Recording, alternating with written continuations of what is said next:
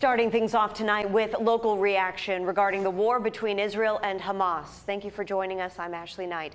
Pro-Israeli and pro-Palestinian rallies have been held across the area and across the country. This evening, the congregation Beth El held a worship service in Norfolk showing support for Israel. 10 on your side's Julie Millay spent some time at the service this afternoon. And Julie, what was the focus of this event? Fellowship, discussion, support.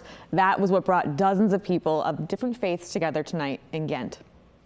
A reverend, a rabbi, and a pastor walk into a temple. It might sound like the beginning of a joke, but the event tonight at Congregation Beth El was a serious show of support. Norfolk Ghent is a village, and when one hurts, we all hurt.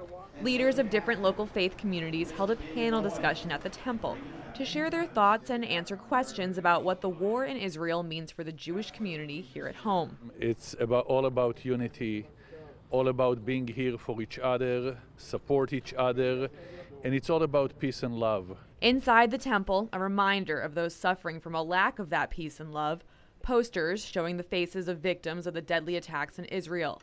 Pastor David McBride said hearing news of that suffering is what sparked the idea to come together with Rabbi Koas, who he calls his brother. And I called him and I said, we've got to do something. And I really don't know what to do, but maybe we can at least pray. McBride took action, even with some uncertainty in his step.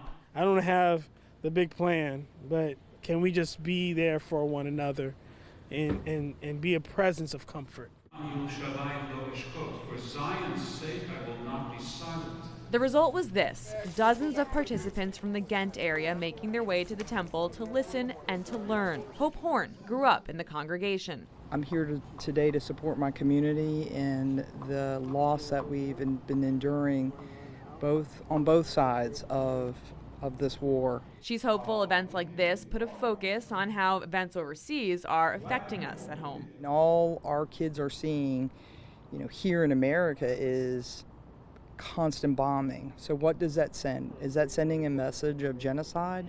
Instead, Pastor McBride hopes for a different message, one that's familiar to Christians and Jews alike. Let's remember our neighbor. Let's remember our neighbor in today's times.